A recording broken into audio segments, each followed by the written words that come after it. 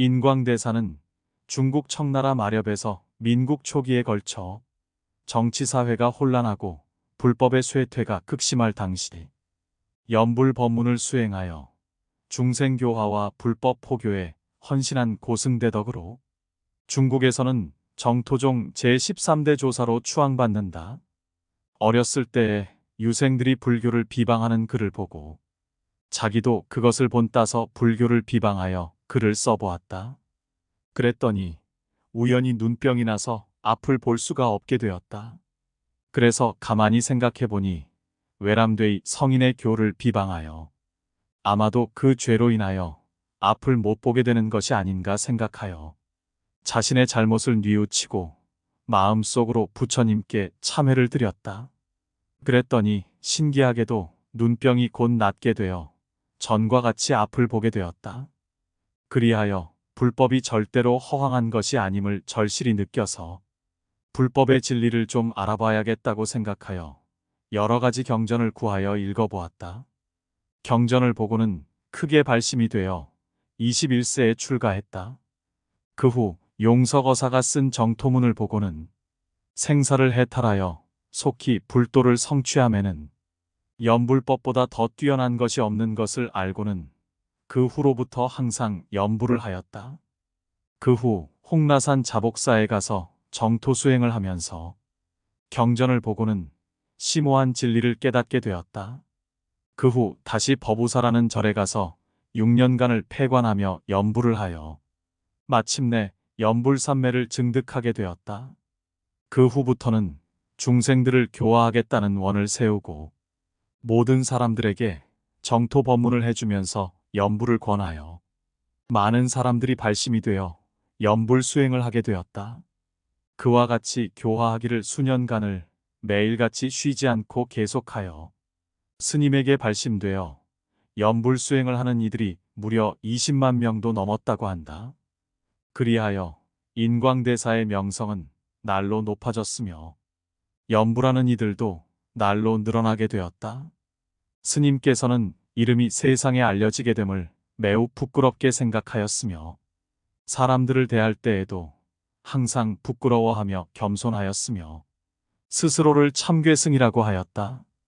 항상 떨어진 헌옷만 입고 음식도 좋은 것은 드시지 않으며 빨래 같은 것도 꼭 손수 빨아 입고 남을 시키지 않으셨다.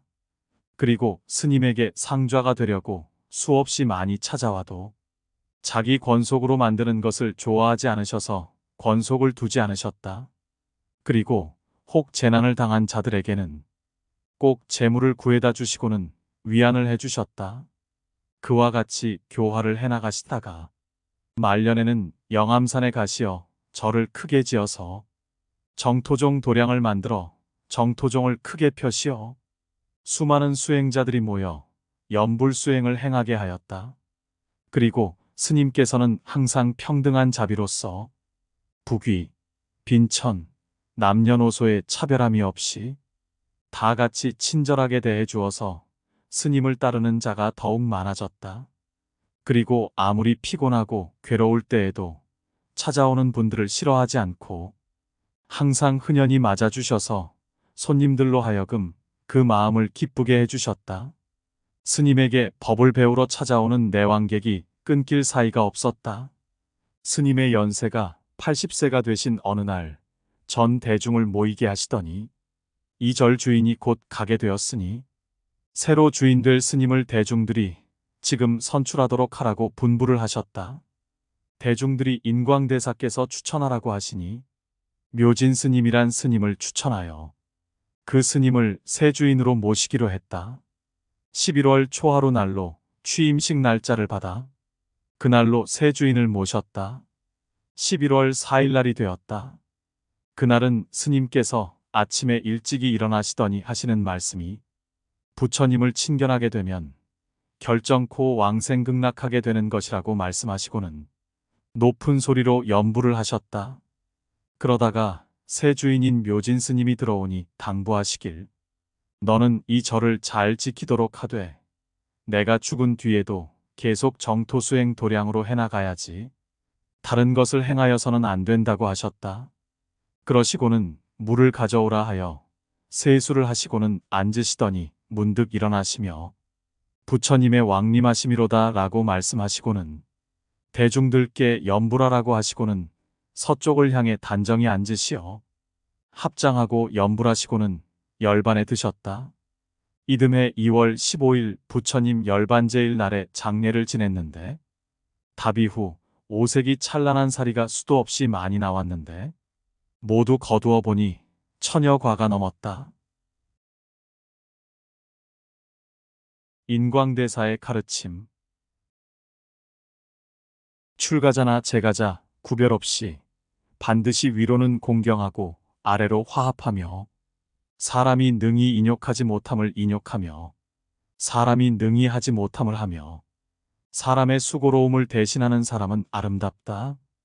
고요히 앉아 항상 자기 허물을 생각하며 한가히 다른 이의 옳고 그름을 말하지 아니하며 걷고 머무르고 앉고 눕고 옷을 입을 때나 밥을 먹을 때나 아침부터 저녁까지 저녁부터 아침까지 오직 한 구절 부처님 명호를 끊어지지 않게 하며 혹 작은 소리로 혹 묵념으로 부처님 명호 외에 다른 생각이 나지 않게 하며 만약에 혹 다른 생각이 일어나면 바로 다른 이의 중요한 가르침을 취하여 소멸하며 항상 부끄러운 마음과 참회하는 마음을 내며 만일 공부한 것이 있다면 정말로 나의 공부가 비천함을 알고 스스로 자랑하지 아니하며 다만 나의 공부만 생각하고 다른 이의 공부는 관여하지 아니하며 다른 이의 좋은 면만 보고 나쁜 면은 보지 말라. 모든 이가 다 보살이며 오직 나 한 사람 진실로 범부임을 보아라. 과연 능히 나의 말한 대로 의지해서 수행한다면 결정코 서방 극락세계에 왕생하리라. 인광대사는 불자들에게 주로 서신을 통해 가르침을 전했는데 후에 이를 모아 인광대사 가얼록이라는 책으로 엮어졌다.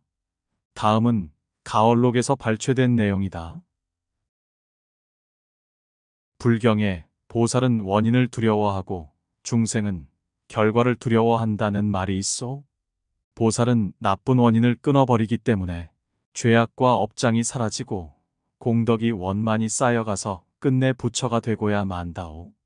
그런데 중생은 늘 나쁜 원인만 지으면서 나쁜 과보를 피하려고 하니 이는 비유하자면 햇빛 아래 서서 그림자가 생기질 않길 바라는 것과 같아서 정신없이 헛수고만 하는 격이요.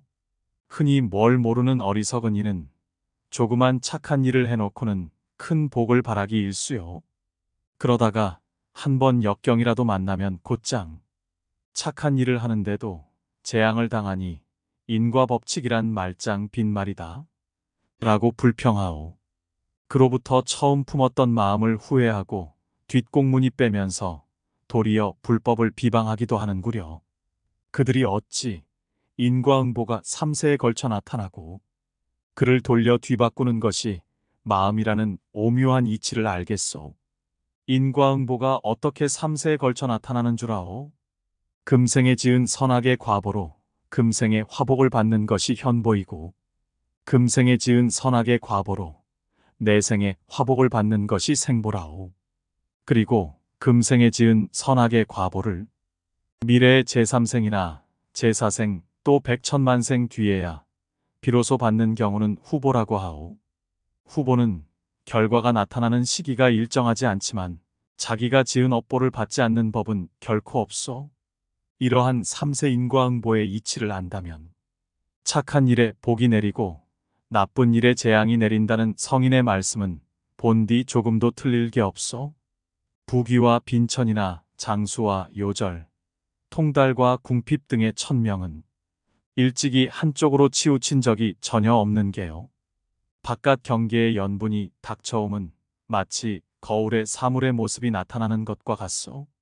지혜로운 사람은 단지 거울 밖에 선 자신의 얼굴만을 단정히 가다듬는데 어리석은 자는 오직 거울 안에 비친 자신의 모습만을 못마땅하게 여긴다오. 역경이 들이닥칠 때 순순히 받아들여 적응하는 것이 바로 낙천이며 하늘을 원망하거나 남을 탓하지 않아야만 비로소 자신의 운명을 세울 수 있어. 그러면 인과응보를 마음으로 돌려 뒤바꾼다는 것은 무슨 뜻이겠소? 예컨대 어떤 사람이 죄악을 지어 영원히 지옥에 떨어져 고통을 받아야 할 운명인데 나중에 크게 부끄러운 마음이 들어 죄를 참회하고 큰 보리심을 내어 개과천선하며 독경과 연불수행에 열심히 정진하면서 남들을 교화시켜 함께 극락왕생을 기원한다고 합시다. 이렇게 열심히 수행하다 보면 현생에 우선 당장 남들로부터 비웃음이나 손가락질 당하기도 하고 더러는 뜻밖의 질병을 얻기도 하며 또는 가난하고 어려운 처지에 놓이는 등 갖가지 안 좋은 일들이 생기게 되어 그러한 재난과 시련으로 말미암아 먼저 지었던 죄악으로 지옥에 떨어져 영원히 받아야 할 고통이 액땜되어 사라지고 나아가 평범한 생사윤회를 벗어나 성현의 경지에 들 수 있는 게요. 금강경에 이르기를 만약 어떤 사람이 이 경전을 받아 지니고 독송하여 다른 사람들로부터 경시와 천대를 받는다면 이 사람은 전생의 죄악으로 마땅히 사막도에 떨어져야 할 업보가 금생의 남들의 경시와 천대로 말미암아 곧 사라지고 나아가 안욕따라 삼막삼보리를 얻게 될 것이다고 설하고 있어. 이것이 바로 인과응보를 마음으로 돌려 뒤바꾼다는 뜻이요. 단지 눈앞의 기흉만 쳐다보고서 선을 행해도 재난을 당하니 선은 행할 게 못되고 악을 지어도 복을 받으니 악을 금할 필요가 없다고 여긴다면 이는 정말로 어리석고 위험스러운 생각이요. 선악의 과보는 하루아침 저녁에 나타나는 게 아니라 그 유래와 과정이 점차 진행한다는 사실을 염두에 두어야 하오. 예컨대 석자나 되는 두터운 얼음이 어찌 하루 저녁 추위에 얼어붙겠소. 또한 그 얼음이 어찌 한나절 햇볕에 금방 녹아버리겠소. 절대로 하늘을 원망하거나 남들을 탓해서는 안 돼요. 더구나 우유부단하게 머뭇거리면서 후회하거나 뒤로 물러나서는 결코 안 돼요. 마땅히 유정의 선생의 수신이나 원료범 선생의 운명개척을 본받아야 할 줄 아오. 당나라 때 백거이가 조과선사에게 물었다. 어떠한 것이 부처님 법문의 대의입니까? 조과선사가 대답했다. 어떠한 악도 짓지 말고 무선을 받들어 행하라. 그러자 백거이가 놀라 물었다. 이 두 구절은 3살 먹은 어린아이도 쉽게 말할 수 있는 게 아니오? 이에 조과선사가 이렇게 답변했다. 비록 3살 먹은 어린아이도 말하기는 쉬워도 80 넘은 노인도 행하기는 어렵소. 우리는 이 말이 불법을 배우는 모든 사람들에게 가장 중요하고 절실한 가르침인 줄 알아야 하오. 사실 이 두 구절은 3세 모든 부처님의 가장 간략한 계율 경전이요. 계율과 선행을 내보이는 것은 인간과 천상을 여는 탄탄대로요. 인과응보를 밝히는 것은 화를 피하고 복으로 나아가는 최상계책이라오. 불교에서 인과응보의 원리가 털어 끈 만큼도 어그러지지 않기 때문에 지옥에 떨어지거나 천상에 생겨나는 것 모두 사람들이 스스로 불러들이는 과보임을 널리 밝히는 것은 열애께서 지극한 자비심으로 중생들을 모든 고통에서 영원히 벗어나 오직 즐거움만 누리도록 인도하기 위해서 그래서 광장설을 드러내는 수고로움도 아끼지 않으시고 중생을 위해 마음과 정성을 다해 설하신 거요. 불교에서는 일체 중생이 모두 불성을 지니고 있으며 또한 모두 마땅히 부처가 될 것이기 때문에 중생으로 하여금 지나간 죄업을 참회하고 과오를 고치며 선행을 닦아 반드시 어떠한 악도 짓지 않고 무선을 받들어 행하도록 가르치오. 계율로서 몸을 붙들어 예의에 어긋난 짓을 하지 않고 선정으로 마음을 추스려 잡념망상을 일으키지 않으며 지혜로서 미혹을 끊어버려 본래 성품을 환히 보는 것들이 모두 유교의 극기복례와 같은 수행의 노력이요. 이러한 노력에 따라 수행하면 위로 불도도 이룰 수 있거늘 하물며 그보다 낮은 과보들이야 얻지 못하겠소? 무릇 선악이란 크게 몸의 행동, 입에서 나오는 말, 마음속의 생각 이 세 가지를 벗어나지 않소? 이미 이러한 인과를 알았다면 스스로 몸과 입을 잘 보호하고 방어하며 마음을 닫고 생각을 씻어낼 수 있소? 이것이 바로 크게 깨달은 세존께서 상중하 근기의 모든 중생에게 두루 진리를 궁구하고 뜻을 정성스럽게 하며 마음을 바르게 하고 몸을 닦도록 가르치신 대도요, 정법이요. 그러나 미치광이들은 그 구속을 두려워하여 인과응보를 가상의 집착이라고 생각하며 어리석은 자는 자기의 추하고 부끄러운 것을 방어하려고 인과응보가 아득하거나 허망하다고 말하는구려. 이러한 두 부류 사람을 제외하면 누가 자연의 인과응보 법칙을 믿고 받아들이지 않겠소? 그래서 몽동선사는 일찍이 마음과 성품을 즐겨 말하는 자는 결코 인과를 버리거나 이탈하지는 않으며 또 거꾸로 인과 법칙을 깊이 믿고 행하는 사람은 끝내는 인간의 본래 선한 심성을 크게 밝힐 것이다 라고 설법하셨소. 이는 이치로 보나 대세로 보나 반드시 그러할 수밖에는 없소. 무릇 범부의 지위로부터 성인이나 부처의 공과를 원만히 증득하기에 이르기까지 모두 인과 응보의 법칙에서 벗어나지 않음을 꼭 알아야 하오. 이러한 인과를 믿지 않는 자는 스스로 그 선한 원인과 선한 결과를 포기함으로써 항상 악한 원인만 짓고 악의 과보를 받을 것이요. 그러면서 티끌처럼 수많은 무량겁이 다 지나도 사막도만을 계속 윤회할 뿐 그 윤회의 수레바퀴에서 벗어날 길이 없게 되어 채식과 육식에 대하여 천지의 큰 덕은 만물을 낳아 기르는 생명력이고 열애의 큰 도는 중생을 불쌍히 여겨 제도하는 자비심이지요. 사람과 만물이 비록 모습은 다를지라도 심성은 한 가지라오. 무릇 보살, 벽지불, 성문의 성현 삼승과 천상, 인간, 아수라, 축생, 악귀, 지옥의 평범한 육도 중생은 열애가 보기에는 누구나 똑같은 한 자식에 불과하오. 왜냐하면 그들 모두 불성을 지니고 있으며 또 모두 부처가 될 수 있기 때문이죠. 성현의 삼승은 그만두고라도 육도 중생만 해도 겉보기에는 비록 그들이 처한 신분지위와 그들이 각자 받는 고통과 쾌락이 하늘과 땅처럼 현격히 차이나지만 그들 모두 미혹과 업장을 다 끊지는 못하여 아직 생사윤회를 벗어나지 못했기는 매일반이라. 천상세계도 복이 다하면 아래로 내려오고 지옥 중생도 죄가 소멸되면 다시 위로 올라오는 법이요. 마치 수레바퀴가 굴러가며 위아래가 서로 번갈아 뒤바뀌는 것과 같은 이치지요. 우리가 지금 다행히 인간의 몸을 받았으니 이리저리 궁리하고 갖은 방법을 다해 우리만 못한 중생의 생명을 보호하고 아껴주어야 마땅한 도리요.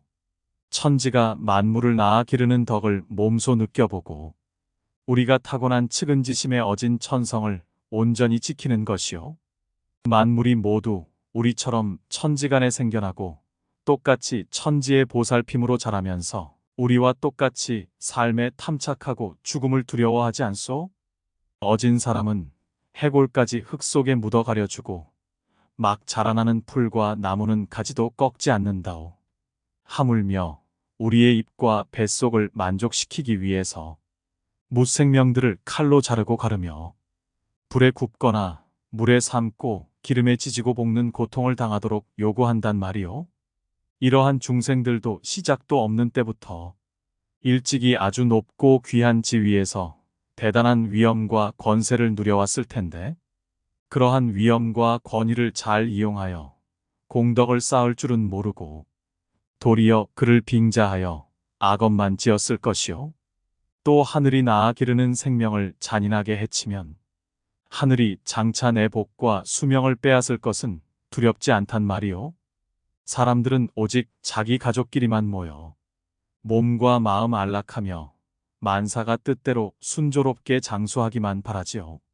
정말 그러고 싶거든 마땅히 대자비심을 바라요. 다른 생명을 살려주는 착한 일에 힘써야 해요. 그러면 천지신명이 모두 우리가 만물을 사랑하는 정성에 감동하여 우리를 보호하게 되고 우리가 바라는 바가 저절로 얻어지게 된다오. 만약 우리가 재력이 있고 지혜가 있다고 해서 갖은 방법을 동원하며 온갖 생명을 잡아 그들의 고통은 생각지도 않은 채 우리 자신의 입과 배를 채우기에 급급하다면 과연 하늘 및 땅과 더불어 우주의 새 근본 존재가 된다는 인간이라고 할 수 있겠소? 그리고 우리와 만물은 함께 생사고해를 윤회하면서 시작도 없는 때부터 지금까지 때로는 그들이 우리 부모 형제 처자가 되기도 하고 거꾸로 우리가 그들의 부모 형제 처자가 되기도 하였으며 때로는 그들이 사람이나 다른 짐승으로 우리에게 살해당하기도 하고 거꾸로 우리가 그들의 손에 살해되기도 하였을 것이요. 친척이 되기도 하고 원수가 되기도 하며 서로 사랑하고 서로 살해한 은혜와 원한을 차분히 생각해 본다면 부끄러워 살고 싶지도 않을 뿐만 아니라 서둘러 참회하고 고쳐도 오히려 때늦을 것이요. 하물며 여전히 구태의연한 인습에 얽매여 미혹된 편견을 고집하고 하늘이 만물을 낳아 기르는 것은 본디부터 인간의 먹거리로 주시기 위함이라고 강변한단 말이요.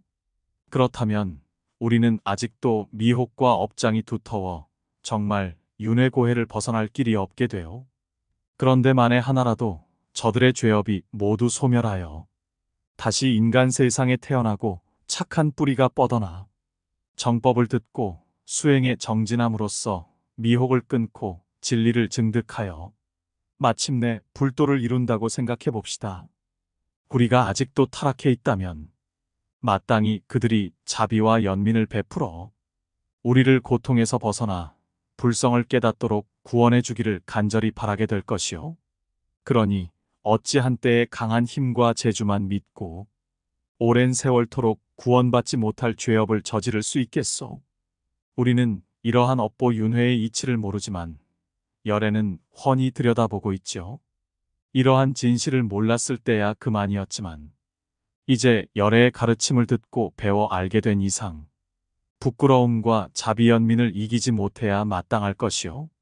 우리가 숙세의 착한 복덕으로 다행히 인간 세상에 태어났으면 마땅히 저들과 전생에 맺고 맺힌 원한 감정을 풀어버리도록 살상을 피하고 방생을 실행하여 모든 생명이 각각 자기 자리를 얻도록 해주어야 하오. 나아가 염불독경의 공덕으로 그들이 악도를 벗어나 극락정토에 왕생하도록 회향기도해 줄 필요가 있어요. 설령 그들은 업장이 너무 무거워 곧장 왕생하지 못할지라도 우리 자신은 이러한 자선공덕으로 서방정토에 결단코 왕생하기를 간절히 기원해야 마땅하죠. 그렇게 왕생하기만 한다면 곧 평범을 초월하여 성현의 경지에 들고 생사윤회를 영원히 벗어나 점차 부처의 과보를 증득해 갈 것이요. 다행히 불교가 전래된 이후 모든 중생이 불성을 지니고 있는데 이를 모르면 생사윤회가 그칠 날 없고 이를 깨달으면 열반을 증득하여 영겁토록 상주한다는 진실한 원리와 사실이 철저하게 밝혀졌소. 그래서 고물고물한 모든 중생이 과거에 우리 부모였고 미래의 부처가 될 것임을 알게 되었지요. 그러니 감히 잡아먹을 수 없을 뿐만 아니라 나아가 그들 모두가 각자 자기 자리를 얻도록 해주어야 마땅하지요. 역대로 거룩한 임금과 현명한 신하, 지혜로운 선비와 뛰어난 유생들은 대부분 부처님의 가르침을 높이 받들어 따르면서 인자한 덕성을 함양하였소. 더러는 육식을 끊고 채식을 하며 더러는 살생을 금하고 방생을 널리 행하였소. 그토록 훌륭한 덕행과 아름다운 말씀들이 역사책에 수없이 실려 전해지는 것은 후세 사람들도 이들을 본받아 함께 자비심을 수양하고 만생명을 사랑하도록 권장하는 가르침이 아니겠소? 사람과 다른 동물은 모두 똑같이 피와 살로 이루어진 몸을 받았으며 또한 똑같이 지각과 의식 있는 영혼과 심성을 지니고 같은 천지 사이에 살아가고 있어. 다만 숙세의 죄업과 복덕이 서로 달라 지금처럼 각기 다른 형체와 의식 수준으로 나뉘었을 뿐이요. 내가 강하고 저들이 약하다는 이유 하나만으로 그들 살코기로 내 뱃속을 채우면서 쾌락과 만족을 누리는 일이 바로 전생 복덕의 보답이라고 내세울 수 있겠소? 그 복덕이 한 번 다 하고 나면 죄업의 과보가 눈앞에 닥쳐 다른 동물로 떨어지고 마침내 사람들의 부림을 받다가 사륙을 당하는 줄 누가 알리오? 그때 몸으로 대적할 수도 없고 입으로는 말도 못하며 마음속에 차오르는 근심과 두려움과 고통에 휩싸인 자신을 돌아보면서 고기를 먹은 게 큰 죄악이었고 고기를 먹는 사람이야말로 진짜 나차림을 알게 될 것이요. 그러나 다른 사람이 자기를 잡아먹지 못하도록 막고 싶어도 그때는 이미 어찌할 수 없는 궁지일 뿐이요. 한때 입맛을 위해 미래 오랜 겁토록 자신의 목숨을 바쳐야 할 것이니 이는 자살에 비해 만 배나 더 참혹하고 끔찍스러운 짓이 분명하오. 어찌하여 이런 짓으로 그처럼 엄청난 재앙을 스스로 불러들인단 말이오. 만물의 영장이라는 인간이 어찌 그리도 어리석고 미혹되었단 말이오. 그래서 능엄경에 사람이 양을 잡아먹으면 양은 죽어 사람이 되고 그 사람은 죽어 양이 된다 하였소. 또 능가경에도 세존께서 고기 먹는 것을 갖가지로 질책하시면서 모든 중생이 시작도 없는 때부터 생사윤회를 끊임없이 반복해오면서 서로 부모, 형제, 처자, 친구의 인연을 맺어왔는데 지금 생명을 바꾸어 짐승으로 태어났다 해서 어찌 그들을 함부로 잡아먹을 수 있느냐고 탄식한 내용이 나오지요. 다른 생명을 죽여 그 고기를 먹으면 티끌처럼 무한한 영겁의 세월토록 서로 죽이고 잡아먹기를 반복하는데 마치 수레바퀴가 굴러가며 위아래가 끊임없이 뒤바뀌듯 윤회보복이 계속된다는 거지요. 사마타와 부처님 출현을 기다려야만 비로소 그 복수의 사슬이 끊길 수 있다는데 사마타의 도를 어디 그렇게 쉽게 얻을 수 있으며 더구나 부처님이 세상에 출현하는 때는 어디 아무나 만날 수 있는 것이요. 그러하거늘 우리가 가까이는 앞선 성현들의 언행을 본받고 멀리는 부처님의 가르침을 따르지 않을 수가 감히 있겠소? 우리가 죽기 싫어하는 마음을 미루어 짐작하여 지금 잡혀 요리되기를 기다리는 목숨들을 건져준다면 숙세의 업장을 덜어내고 착한 복덕의 뿌리를 심어 기를 수 있으며 나아가 살해의 원인을 영원히 끊어버려 함께 무궁토록 장수하는 과보를 얻을 수 있으리이다. 일체의 중생은 모두 불성을 지니고 있으며 우리의 과거 부모이자 미래의 부처이기도 하지요. 온갖 방법을 강구하며 보호하고 구제하여도 오히려 부족할까 걱정해야 할 판에 어찌 한순간 우리 입과 배를 만족시키기 위하여 그들의 몸을 죽인단 말이오.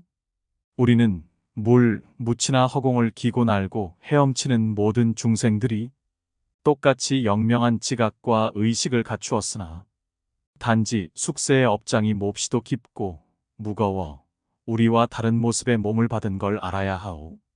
비록 그들이 입으로는 말할 수 없지만 먹을 것을 찾고 죽기 싫어 피하는 꼴을 보면 그들 역시 우리 인간과 다를 바 없음을 깨달을 수 있지 않소? 우리는 다행히도 전생의 복덕에 힘입어 인간으로 태어나 지혜로운 마음까지 받았으니 마땅히 만물이 모두 우리와 같이 하늘을 아버지로 땅을 어머니로 생겨난 동포임을 알고 형제의 우애를 도탑게 다해야 할 줄 아오.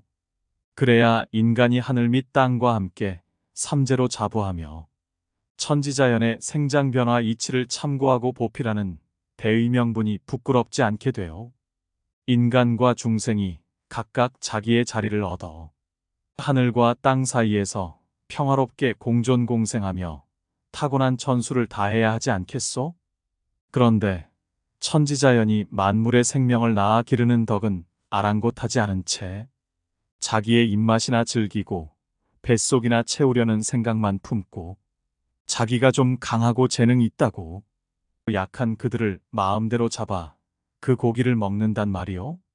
그러다가 언젠가는 반드시 전생에 쌓아둔 복덕이 다하고 살생의 죄업이 눈앞에 나타나는 날이 닥칠 것이요. 그때는 인간의 얼굴과 모습을 바꾸고 싶지 않더라도 업력에 따라 그들과 서로 자리를 바꾸어 잡아먹히는 꼴이 될 것이요. 하물며 육식은 독성이 강한데도 즐겨 먹고 싶단 말이요. 피살될 때 원한의 마음이 내뿜는 도끼가 엉기기 때문이요. 그래서 무릇 전염병이 나돌 때에도 채식하는 사람은 감염되는 일이 몹시 적다오. 또 고기는 아주 더럽고 혼탁한 물건으로 이를 먹으면 피가 흐려지고 정신도 맑을 수 없게 돼요. 발육성장은 빠른 게 사실이지만 그만큼 일찍 노쇠해지고 특히 질병에 가장 쉽게 걸리는 취약 체질의 화근이기도 하오. 반면 채식은 맑고 정갈한 식품으로 채식을 하면 기혈이 맑아지고 정신도 또렷해지며 자양분도 풍부하여 건강장수하고 잘 늙지 않게 돼요. 이는 비록 보건위생에서 늘상 거론하는 상식 같은 이야기지만 사실은 하늘로부터 타고난 성품을 다하는 지극한 이론이기도 하오. 다만 속세의 관습이 잘못 이어지면서 그만 미혹과 사견이 갈수록 두텁게 쌓여 본래 성품의 자리로 되돌아가지 못하고 있는 것뿐이라오. 어진 사람은 반드시 만물을 사랑하고 생명을 죽이는 자는 결코 어진 사람이 아니오. 이는 습관과 천성 때문이라오. 그래서 성왕이 세상을 다스릴 때에는 길짐승이나 날짐승은 물론 물고기와 미물까지 모두 즐거워하며 대도를 밝혀 백성을 교화하기에 활이나 창, 낚시 같은 살상 무기를 모두 없앤다오. 옛부터 지금까지 두루 살펴보면 잔인하고 재물과 음식에 탐닉한 자들은 집안이 대부분 끊겼으며 어질고 자비와 사랑으로 만물을 구제한 이들은 자손이 반드시 창성하였소. 진실로 비린내와 매운맛을 영원히 끊어야 바야흐로 부처의 가르침과 진리에 부합한다고 일컬을 수 있겠소. 그런데 세상 사람들은 바로 육식 때문에 끝없는 살생의 죄업을 지어 오랜 세월에 걸쳐 서로 자리를 뒤바꾸어 가면서 살생으로 보복하고 있으니 더욱 비참하고 혹독한 셈이요. 지혜의 눈이 없기 때문에 후세의 과보를 알지 못하고 도리어 득의양양하게 육식을 자랑하고 과시하면서 채식하는 사람들을 미신이나 박복의 소치로 덮어씌우고 비방하기 일쑤요. 세인의 습속이 오래 이어져 내려와 잘못조차 모르고 있는 게요. 그래서 석가열애께서 법망경과 능엄경, 능가경 등의 대승경전에서 살생과 육식의 과보로 초래되는 재앙을 지극하게 설법하셨으니 이는 재앙을 발본색원하려는 진정한 대자대비심에서 나온 것이요. 근래 사륙의 참상은 만고에 듣지 못했을 정도라오. 게다가 홍수와 가뭄, 전염병, 폭풍, 지진, 화산 폭발 등 천재지변 소식이 끊임없이 전해지고 있어. 이들 모두 결국 살생의 죄업으로 말미암아 일어나는 인과응보일 뿐이요. 세상 인심과 윤리도덕이 갈수록 타락해가고 있기 때문에 천벌과 인재가 줄지어 일어나니 이는 거울 앞에 서면 본래 모습 그대로 비치는 것과 같아 피하거나 속일 수 없는 것이요. 그런데도 세속의 미혹은 막심하여 악을 저지르면서 선으로 착각하고 죄업을 지으면서 복을 닦는다고 잘못 믿는 경우가 거의 대부분이요. 그 가운데 가장 눈뜨고 보기 어렵고 마음 아프게 하는 처참한 광경은 아마도 천지신명께 제사 지낸다는 일일게요. 부자와 재벌은 소, 돼지를 잡아 제사 지내며 한편으로는 많은 복받기를 기원하고 다른 한편으로는 자신의 재력을 과시하오. 살림 규모가 작고 가난한 집안도 하다못해 닭이나 오리를 잡아 신명의 보호로 복과 수명이 늘어나고 만사가 뜻대로 형통하기를 기원하기는 매일반이요. 천지는 만물을 낳아 기르는 일이 자연스런 덕성이고 신명은 천지를 대신하여 모든 일을 직접 주재하는 존재인 줄을 모른 채 사람들의 마음은 천지신명과 완전히 상반되는 것이요. 만약 천지신명이 자기 혼자를 위해 바치는 제사를 기쁘게 받아 누리면서 그 대가로 수많은 생명들이 도마 위에 칼로 난자질 당하는 고통을 당하도록 내버려 둔다면 어찌 총명하고 정직하면서 선행을 상주고 죄악을 벌하는 올바른 신명이라고 일컬을 수 있겠소? 사실인즉 원래 입맛에 탐닉한 어리석은 사람들이 특별히 신명께 제사 지낸다는 명분을 빌어 짐승을 사육하여 자기 뱃속을 채우던 것이 세월이 흐르면서 서로 습관이 되고 풍속을 이루게 된 것일 따름이요. 커다란 악업을 짓는 줄은 모르고 신명께 제사 지낸다고 말하지만 과연 천지신명이 그 피비린내 나는 살육의 희생물을 받아먹겠소? 하물며 명색이 신명이라면 반드시 총명하고 정직한 덕성을 지니고 마땅히 사람들이 지은 선악대로 화복을 공평히 내리는 원칙을 지켜야 하지 않겠소? 그런데 가축을 죽여 자기에게 제사 지낸다고 죄악을 지은 자라도 복을 내려주고 반대로 자기에게 희생을 바쳐 제사 지내지 않으면 선행을 행하는 이에게로 재앙을 내릴 수 있겠소? 만약 그렇다면 그 신명의 심성과 덕행은 시정잡배와 다를 게 뭐가 있겠소? 그런 존재를 어떻게 총명하고 정직한 신명이라고 일컬을 수 있겠소? 총명하고 정직한 신명이라면 결코 이러한 요괴나 마귀 같은 짓은 하지 않으며 오직 도덕과 인의에 따른 일만 행할 것이요. 그런데 세상 사람들은 단지 육식이 좋은 걸로만 여기고 마침내는 자기가 피비린내 나는 더러운 음식을 탐닉하는 것처럼 신명 또한 그러할 줄로 잘못 미루어 짐작하는 게요. 그래서 서로 본받아 아무도 잘못인 줄 모르는 게요.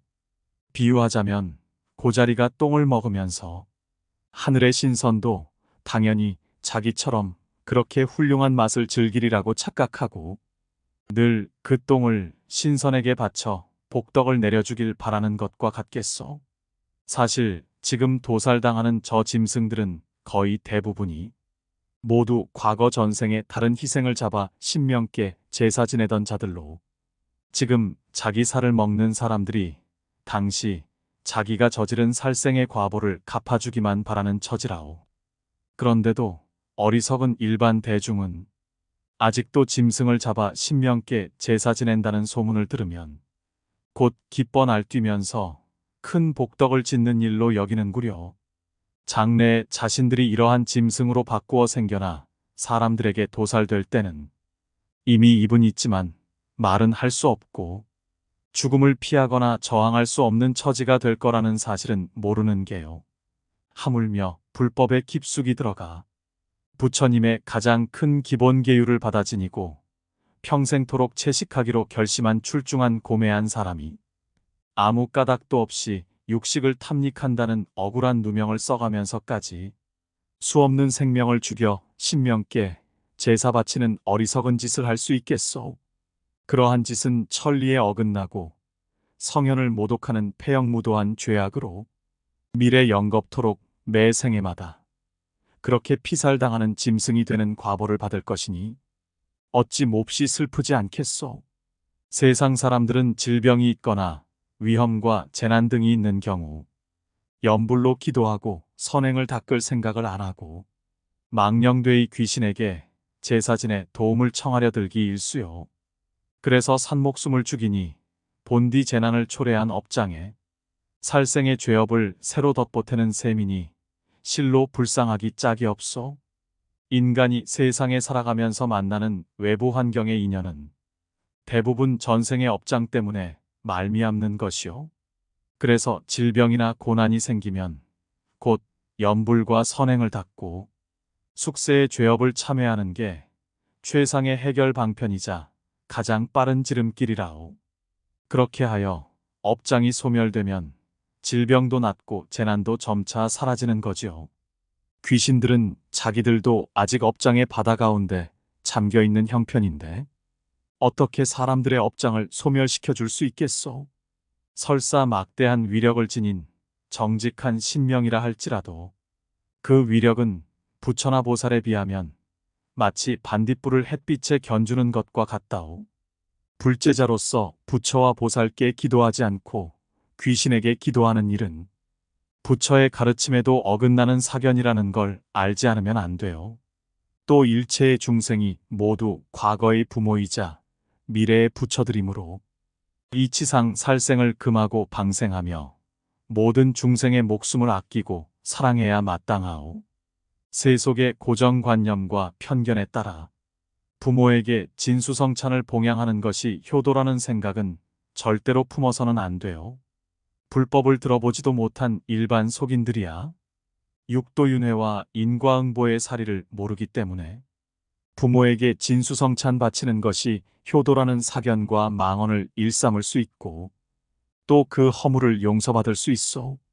그러나 이미 불법을 들어 이치를 안 사람이 과거의 부모 친척을 살해하여 현재의 부모를 봉양하거나 장례 또는 제사 지내는 행위는 단지 효도가 아닐 뿐만 아니라 곧바로 천리와 불법의 정면으로 거스르는 폐역무도가 된다오.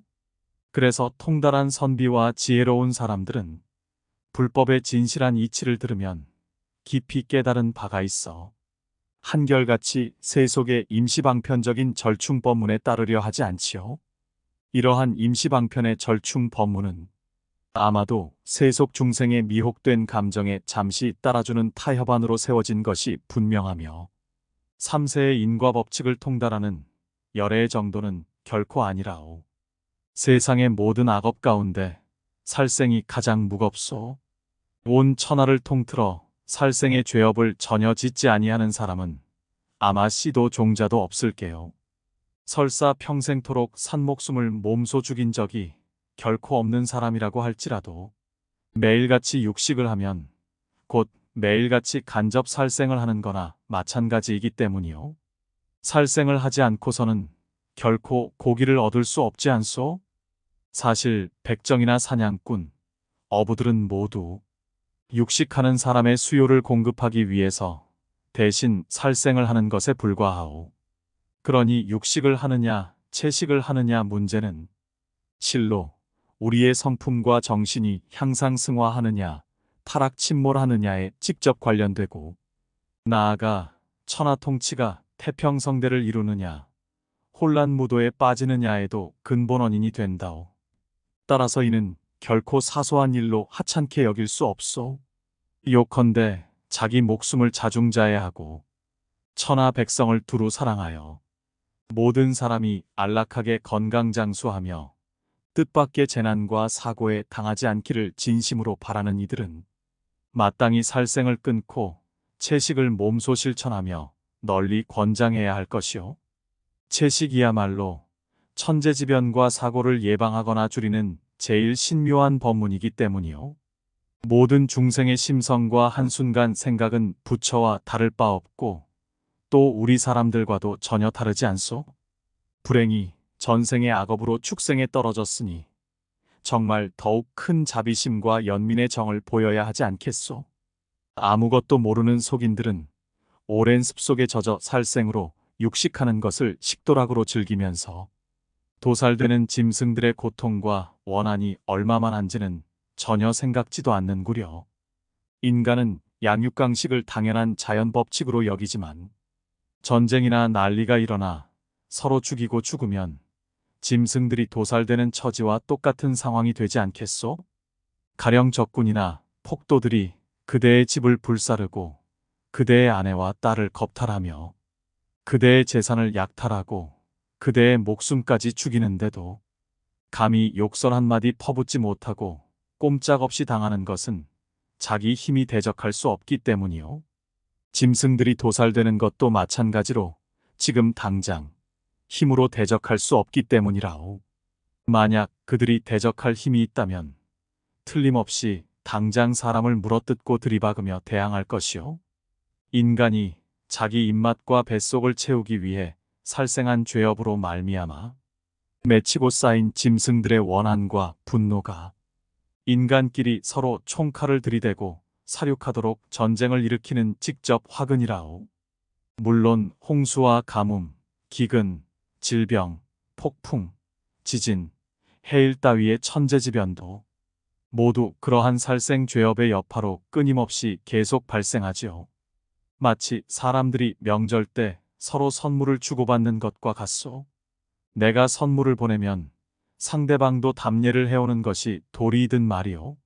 선물이 갔는데 답례가 오지 않거나 거꾸로 인사가 왔는데 답례를 보내지 않는 법은 결코 없소.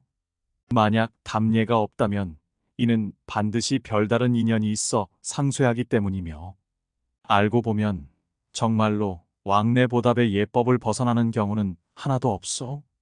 하늘이 상벌을 내리는 인과응보의 법칙도 이와 똑같거늘, 하물며 인간 사회에서 서로 보답하고 보복하는 이치야 그렇지 않겠소?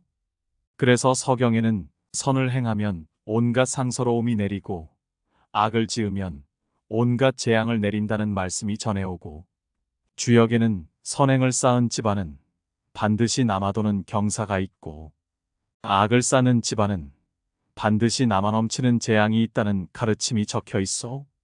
하늘에 도는 것을 좋아하여 가면 간 만큼 되돌아오기 마련이요.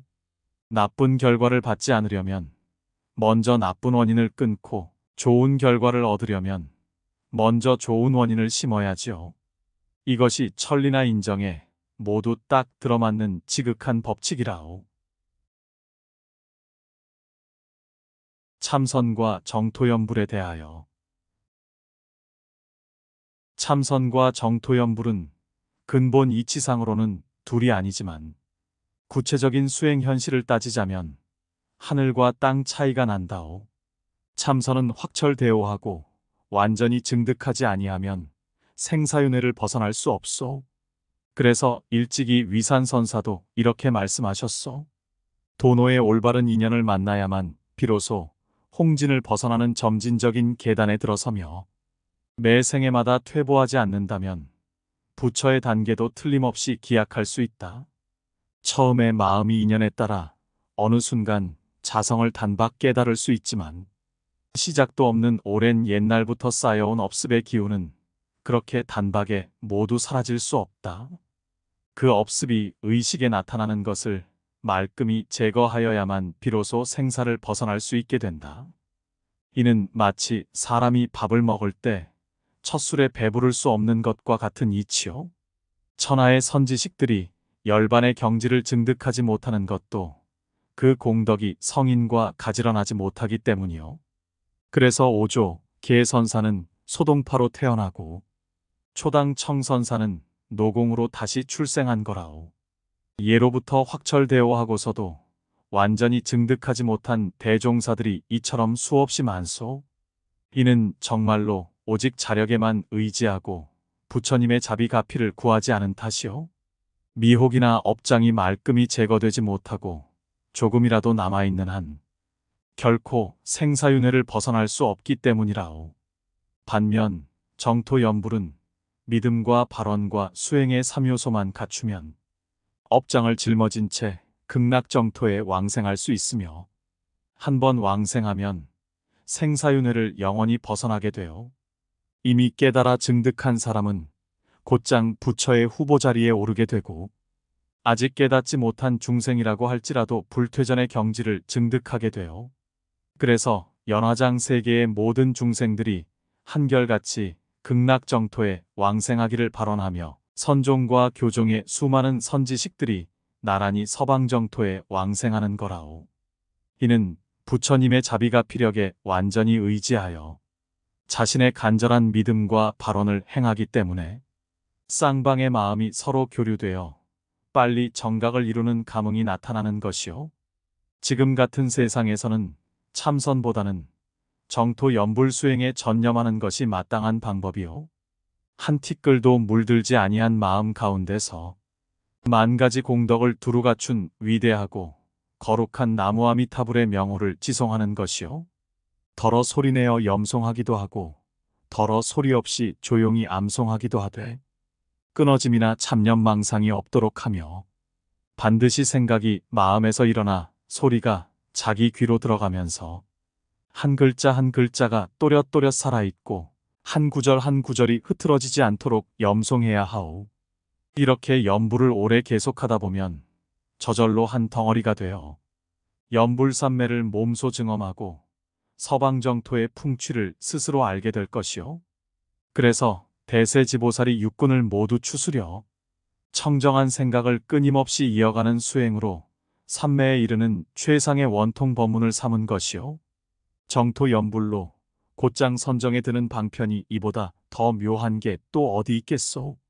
참선 수행을 하는 사람들은 오직 자신의 힘에만 의지하고 부처님의 가피력을 구하지 않소?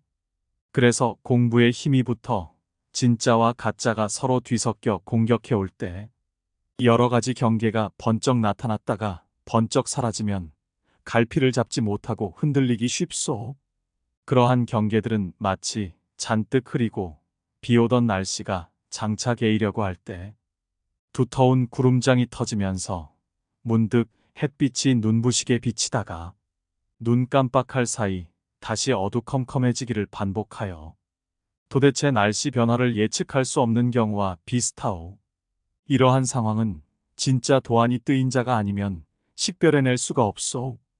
이때 만약 한 소식 얻은 걸로 착각하면 악마에 집착하여 미쳐 날뛰게 되고 어떤 의약으로도 고칠 수 없게 되어 연불 수행하는 사람이 진실한 믿음과 간절한 발언으로 온갖 공덕을 갖춘 위대한 명호 나무아미타불을 염송하는 것은 마치 밝은 해가 중천에 걸린 대낮에 큰 길을 가는 것과 같아서 단지 마귀나 요정, 도깨비들이 얼씬도 못하고 자취를 감출 뿐만 아니라 샛길로 빠지거나 옳고 그름을 따질 염두조차 일어날 여지가 없다오.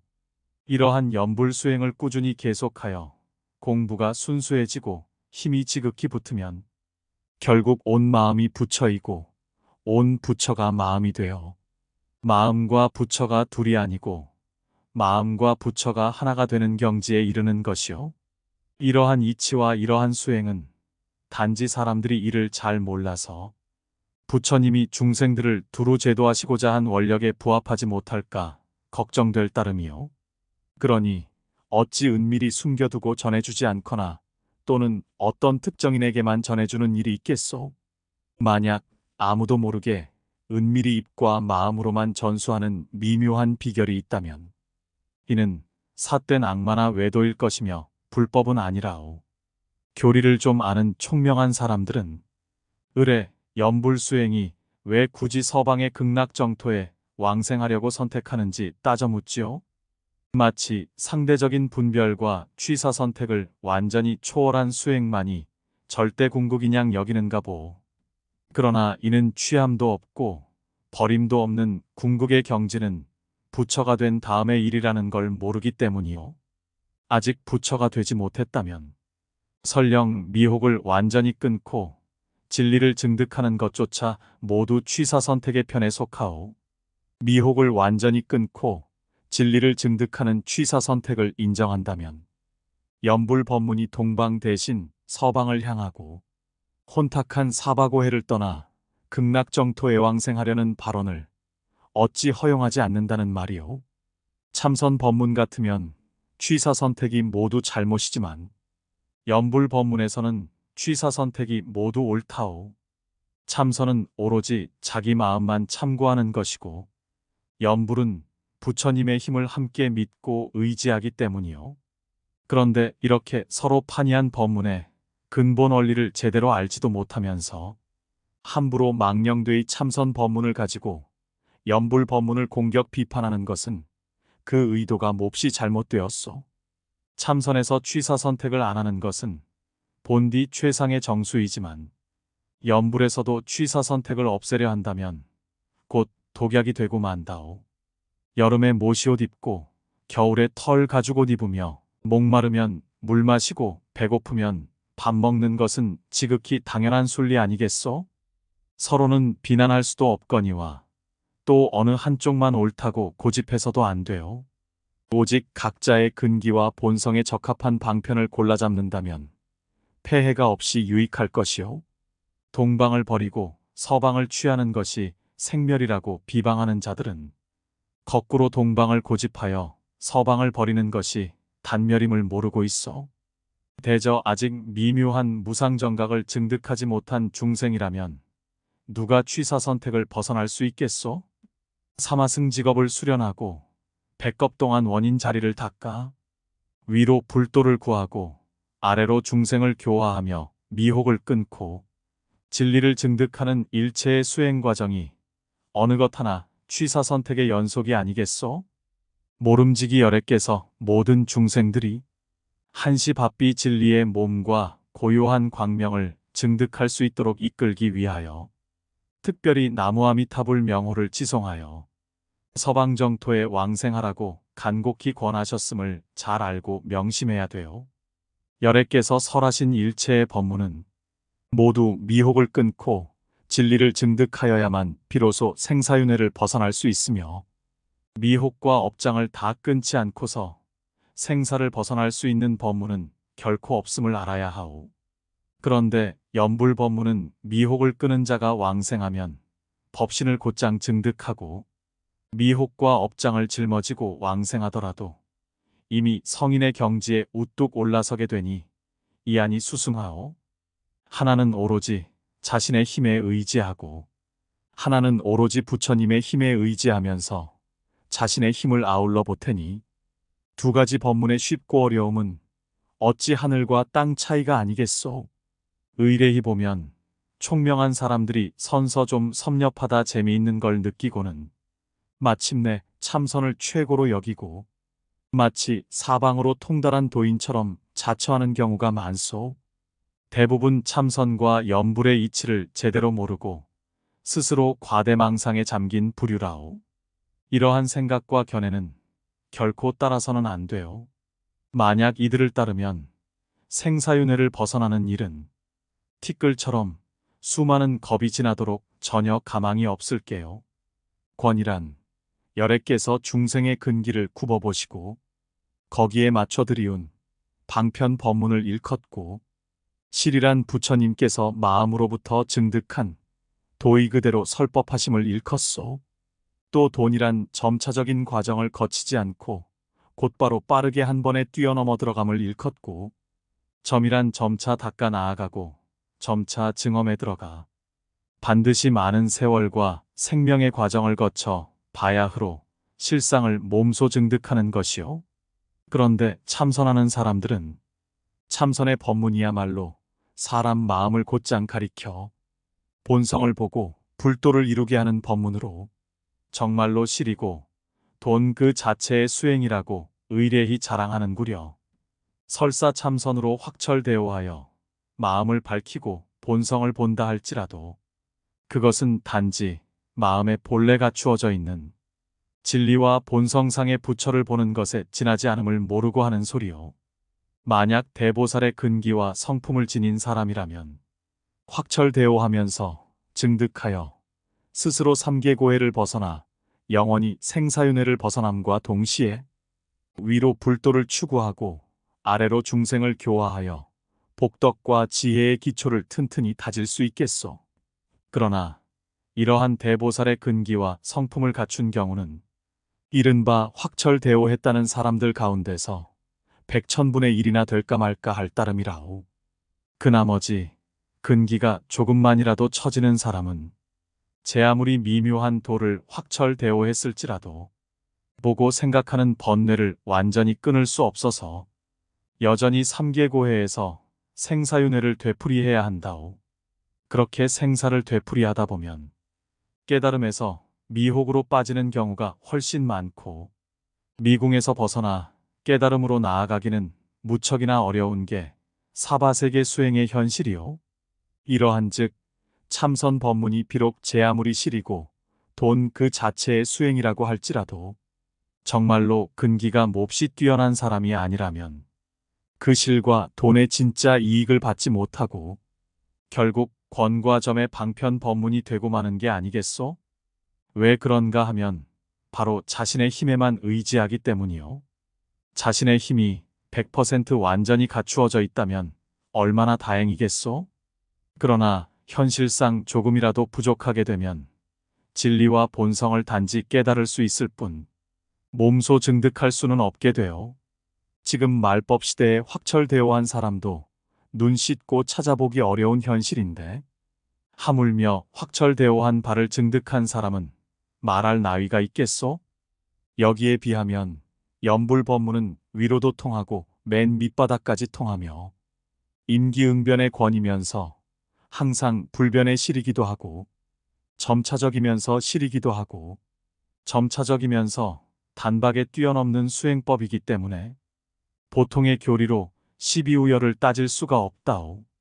위로는 부처와 같은 깨달음을 얻은 보살로부터, 아래로는 아비지옥의 중생에 이르기까지 모두 닦아 익혀야 할 법문이요. 열애께서 중생에게 설법하심은 오직 생사윤회를 끝마치고 벗어나도록 이끌기 위함일 뿐이요. 다른 법문들은 최상의 근기를 지닌 자만이 그 일생에 생사를 마칠 수 있으며, 낮은 근기의 중생은 수많은 겁을 닦아도 해탈하기 어렵소. 오직 연불법문 하나만은 어떤 종류의 근기와 성품을 타고난 중생이든지 모두 현생에 서방극락세계에 왕생하여 생사윤회를 끝마칠 수 있다오. 이처럼 곧장 빠르게 갈 수 있는데 어찌 점차 수행법이라고 이름 붙일 수 있겠소? 비록 제 아무리 뛰어난 근기로 참선 수행을 하더라도 보통의 근기로 원만하고 곧장 닦아가는 연불만은 못할 것이외다. 겉보기에는 느리고 둔한 것처럼 보이지만 그 법문의 위력과 열애의 서원이 평범한 중하근기 중생들도 막대한 이익을 단박에 얻을 수 있도록 만들어주니, 그 이익은 완전히 부처님의 자비광명 가피력을 믿고 의지하는 것이죠. 무릇 참선하거나 강경하는 사람들이 정토 연불법문을 깊이 연구해보지 않으면 너무 평범하고 쉽다고 여겨 가볍게 보거나 거들떠보지도 않기 일쑤라오. 만약 그들이 연불법문을 한 번만 제대로 깊이 연구해 본다면 마음과 힘을 다해 널리 펼치게 될 것이 틀림없소. 그런데 어찌 권인의 실이네, 도노돈순회 도노점순회 하는 잘못된 시비논쟁에 끄달려 스스로를 망치고 중생들까지 혼란에 빠뜨리는 어리석은 짓만 저지르고 있겠소. 집착하지 말라거나 또는 집착을 놓아버려라 등의 말은 추상 이치로는 지극히 옳지만 구체 현실 상황은 보통 평범한 중생들이 행할 수 있는 바가 결코 아니오. 온종일 따뜻한 옷을 입고 배불리 먹으면서 굶주림과 추위에 집착하지 않는다고 사치스럽게 짓거리는 것은 며칠 동안 물 한 잔 쌀 한 톨 얻어먹지 못하여 굶주림과 목마름으로 허기져 금방 쓰러져 죽게 생긴 사람이 나는 용의 간이나 봉황의 골수조차 더러운 쓰레기로 보기 때문에 생각만 해도 헛구역질이 나는 판인데, 하물며 그보다 못한 물건들을 거들떠보기라도 할 소냐고. 허풍 떠는 것과 똑같은 빈말에 지나지 않소. 요즘 세상의 불교의 이치를 제대로 공부하지도 않고 곧장 참선에만 파고드는 사람들은 대부분 이러한 텅 빈 해탈병에 걸려 있소. 좌선 좀 하여 생각이 맑아지고 텅 빈 경계가 앞에 나타나는 것은 잡념망상을 고요하고 맑게 가라앉혀 어쩌다 펼쳐지는 환상의 경계에 지나지 않지요. 그런데 이를 마치 무슨 소식이라도 얻은 것처럼 착각하여 크게 환희심을 내면 마음을 잃어버리고 미쳐 날뛰게 되어 부처님도 고칠 수 없게 된다오. 다행히 수행자가 이를 몸소 알아차리고 집착하지 않으면서 환상과 망상을 내버리면 마침내 모든 법문을 일관해통하는 경지에 이를 수 있소. 비유하자면 오랫동안 가시밭길을 헤쳐 걸은 뒤 문득 사통팔달의 큰 길에 도달하는 것과 같다고나 할까요? 말법 시대의 우리 중생들은 근기가 형편없는 데다가 선지식조차 매우 드물다오. 만약 부처님의 자비가피력에 의지하여 정토연불 법문 수행에 전념하지 않고서 단지 자신의 힘만 믿고 참선에만 매달린다면 마음을 밝혀 본성을 보고 미혹을 끊어 진리를 증득하는 이가 매우 적을 뿐만 아니라 환상을 진짜로 착각하며 홀림을 깨달음으로 오인하고 악마에 집착하여 미쳐 날뛰는 자들이 정말 많아질 것이요. 그래서 영명선사나 연지대사 같은 선지식들이 시절인 연과 중생근기를 관찰하여 연불정토 법문을 적극 힘써 펼친 것이라오. 참선이라는 법문을 어찌 그리 쉽게 말할 수 있겠소? 옛날 위대한 수행자 가운데 조주의 염선사 같은 분은 어려서 출가하여 나이 80이 넘도록 행각을 계속했다오. 그래서 그를 칭송한 시에도 조주는 80에 여전히 행각하였으니 단지 마음자리가 아직 고요해지지 않아서였네 라는 구절이 있어. 장경선사는 좌선으로 방석 7개를 달아뜨린 뒤 돌아다녔으며 설봉선사는 3번 투자산에 올랐고 9번이나 동산에 오르기도 하였소. 이처럼 위대한 조사들도 확철대오하기가 그토록 어려웠거늘 악마에 들린 무리들은 악마의 말을 한번 듣고서 모두 다 깨쳤다고 날뛰고들 있으니 앞에 말한 조사들이 몸소이들의 신발을 들어준다고 할지라도 쓸데가 없구려. 달마대사가 서쪽에서 온 것은 부처님의 마음 새김을 전하여 사람 마음을 곧장 가리켜서 본성을 보고 부처가 되게 하기 위함이었소. 그러나 여기서 보고 이룬다는 것은 우리 사람들의 마음에 본래 갖추어진 천진불성을 가리켜 말함이요. 사람들에게 먼저 그 근본을 알아차리게 하면 수행과 증득의 법문은 모두 그 인식을 바탕으로 스스로 나아갈 수 있으며 마침내 더 이상 닦을 게 없고 더 이상 증득할 것도 없는 궁극의 경지에서 저절로 그치게 될 것이기 때문이죠. 한번 깨달음과 동시에 곧장 복덕과 지혜가 함께 나란히 갖추어지고 궁극의 불도가 원만히 이루어진다는 의미는 결코 아니라오. 마치 용을 그리고 눈동자를 찍어 넣으면 용이 곧장 살아나 천지를 진동시킬 만큼 휘황찬란하게 날아오르는 것에 비유할 수 있어. 그 효용은 각자 몸소받아 느낄 수밖에 없어. 그래서 그대로 곧장 마음이면서 부처인 도와 마음도 아니고 부처도 아닌 법이 함께 나란히 온 세상에 쫙 퍼지게 되었어. 타고난 근기가 뛰어난 자는 한 경계 한 기미에 곧장 그 조짐을 알아차리고 진리의 말을 토해내며 평범의 소굴에서 스스로 벗어나 나고 죽음에 걸림이 없이 대자유와 대해탈을 누리게 되어 그러나 근기가 조금만 처지는 자는 설령 확철되어 할지라도 번뇌업습의 기운이 말끔히 사라질 수는 없기 때문에 여전히 생사의 바퀴를 돌면서 중음을 거치고 태반을 나오면서 대부분 혼미와 후퇴를 거듭하기 마련이요. 확철대오한 사람도 그러하거늘 하물며 깨닫지도 못한 사람이야 말해 무엇하겠소? 그래서 정말로 부처님의 자비가 피력을 굳게 믿고 의지하는 정토 연불 법문에 전심진력하는 것이 가장 확실하고 온당한 계책이라오. 율종이나 교종, 선종은 맨 처음 교리를 분명히 배운 뒤 그에 따라 수행하여야 하오. 수행 공부가 깊어져 미혹을 끊고 진리를 증득하여야만 바야흐로 생사윤회를 벗어나게 되지요. 그런데 교리조차 잘 알지 못하면 눈먼 소경 수행이 되어 뭔가 조금 얻으면 다 통했다고 착각하거나 악마에 들려 미쳐 날뛰기 십상이요. 설사 교리를 분명히 알고 수행 공부가 깊어졌다고 할지라도 미혹을 다 끊지 못하고 털어 끈 만큼만 남겨두면 여전히 윤회고해를 벗어날 수 없게 돼요.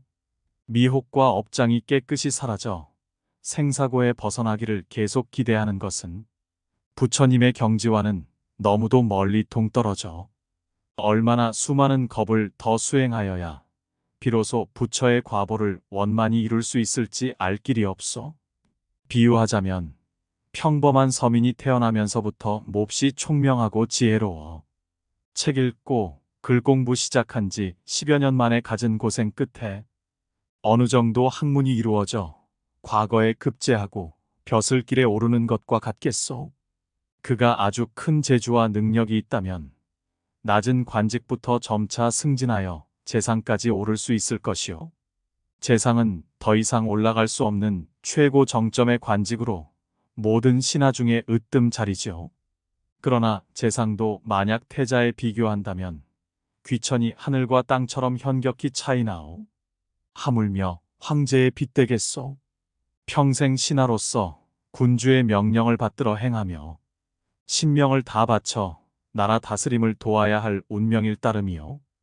그러나 이러한 재상 직위도 오르기가 정말 쉽지 않소. 반평생 힘과 재주를 다해 수고하면서 온몸으로 감당한 뒤 운 좋게 황제에게 인정받아야 말년에 잠시 그 자리에 오를까 말까 하는 거요. 만약 학문이나 재능이 조금이라도 모자라는 점이 있다면 그 자리에 이름조차 거론되지 못할 것은 당연하오. 그러한 자가 백천만억이나 되는데 이는 곧 자신의 힘에만 의존하는 것이라오. 학문과 재능은 교리를 분명히 알아 그에 따라 수행함을 비유하고 직위가 재상까지 승진하는 것은 수행 공부가 깊어져 미혹을 끊고 진리를 증득함을 비유하며 단지 신하로 일컬어질 뿐 끝내 군주가 될 수 없는 것은 비록 생사윤회를 벗어날지라도 아직 불도를 이루지는 못함을 비유하오. 그리고 학문이나 재능이 조금이라도 모자라 재상이 되지 못하는 자가 몹시 많다는 것은 미혹을 완전히 끊지 못하여 생사고해를 벗어나지 못하는 중생이 너무도 많음을 비유하는 것이 되겠소. 그런데 연불법문은 설령 교리를 잘 모르고 미혹과 업장을 다 끊지 못했다고 할지라도 단지 믿음과 발언으로 아미타불의 명호만 지송하여 극락왕생을 구하면 임종 때 틀림없이 부처님께서 친히 맞이해 서방정토에 왕생하게 되어 극락세계에 왕생하면 부처님을 뵙고 법문을 들어 무생법인을 깨달은 뒤 바로 그 생애의 부처 후보의 지위에 오르지요. 이는 부처님의 힘이자 또 자신의 힘을 겸비하는 것이요. 믿음과 발언으로 부처님 명호를 지송하는 것은 자신의 힘으로 부처님을 감동시키며 48대 서원으로 극락왕생을 바라는 모든 중생을 자비로이 맞이하시는 것은 부처님의 힘이 나에게 호응하심이라오. 감동과 호응의 통로가 서로 교차하여 이와 같은 효험을 얻게 되어 또 만약 교리를 깊이 분명하게 알고 미혹을 끊어 진리를 증득한 사람이 극락에 왕생하게 되면 그 품위가 더욱 높고 불도를 훨씬 빨리 원만하게 성취하게 되어 그래서 문수보살과 보현보살을 포함한 화장세계의 대중이나 마명과 용수 같은 역대 위대한 종사와 조사들이 한결같이 극락왕생을 발언한 것이요. 비유하자면 황실에 태어나면 한번 어머니 뱃속에서 나오면서부터 고귀한 태자로 모든 신하를 거느리게 되는 이치와 비슷하오. 이는 바로 황제의 힘이요. 태자가 자라면서 점차 학문과 재능이 하나씩 갖추어지면 마침내 황제의 지위를 물려받아 천하를 다스리게 되고 모든 신하와 백성이 그의 말을 따르게 될 것이요. 이는 황제의 힘과 자신의 힘을 겸비한 것이겠소. 연불법문 또한 이와 같소. 미혹과 업장을 완전히 끊지 못한 채 부처님의 자비가피력으로 서방정토에 왕생하면서 바로 생사고해를 벗어남은 태자가 태어나면서부터 모든 신하를 압도하는 것과 비슷하고 왕생한 뒤 미혹과 업장이 저절로 끊어져 부처 후보의 지위에 오름은 태자가 자라면서 학문과 재능을 갖추어 황제 지위를 물려받음과 비슷하오. 또 이미 미혹과 업장을 끊은 이는 마명이나 용수 같은 역대 조사와 같고 벌써 부처 후보의 지위에 오른 이는 문수보살이나 보현보살과 같으며 화장세계 대중이 모두 왕생을 발언한 것은 마치 예전에는 변방 시골에 처박혀 감히 황제 자리를 물려받을 엄두도 못 내던 이들이 지금은 동궁에 거처하면서 머지않아 등극할 차례를 기다리는 것과 비슷하오. 우리 중생들의 심성은 부처와 똑같소. 단지 미혹되어 진리를 등짐으로써 끊임없이 윤회하고 있을 따름이요. 이를 불쌍히 여기신 열애께서 자비로이 근기에 맞춰 설법하심으로써 모든 생명에게 본래의 집에 되돌아갈 길을 열어주셨소. 그 법문이 비록 많긴 하지만 크게 둘로 요약될 수 있어. 바로 참선과 정토연불이요. 둘 모두 해탈이 가장 쉽지만 참선은 오직 자신의 힘만 의지하고 연불은 부처님의 힘을 겸비하기 때문에 양자를 서로 비교하면 연불법문이 시절인연과 중생근기에 가장 잘 들어맞는 셈이요. 비유하자면 사람이 강이나 바다를 건널 때 직접 헤엄치지 않고 배에 올라타야만 안전하고 재빨리 저쪽 언덕에 도달하면서 몸과 마음 모두 가뿐한 것과 같은 이치요. 말법 시대의 중생들은 오직 크고 안전한 배와 같은 연불법문의 의지에 수행할 수 있다오. 그렇지 않고 한번 근기에 어긋난 법문에 들어서 시절인연을 놓치면 애써 수고만 다할 뿐 도를 이루기 어려울 것이요. 대보리심을 바라고 진실한 믿음과 서원을 내어 평생토록 오직 나무아미타불 명호만 굳게 지니고 염송하기 바라오. 염송이 지극해지면 모든 감정을 잊어버리고 염송 그 자체가 무념이 되어 선종과 교종의 미묘한 의리가 저절로 철저하게 나타나게 될 것이요. 그러다가 임종에 이르면 부처님과 보살님이 몸소 오시어 직접 맞이해 갈 것이니 곧장 최상의 품위에 올라앉아 무생법인을 증득하게 되어 오직 한 가지 비결이 있을 따름이니 정말 간절히 일러주겠소. 정성을 다하고 공경을 다하면 미묘하고 또 미묘하고 미묘하리로다. 정말로 나무아미타불 한 구절은 헤아릴 수 없이 미묘하오. 오직 부처님과 부처님만이 그 궁극경지를 알 수 있으며 부처님과 똑같은 깨달음을 얻은 보살조차 다 알지 못하는 게 있다오. 그래서 보살도 조금밖에 모른다고 말하는데 하물며 우리 범부들이야 더욱더 믿고 실행해 나갈 일이오.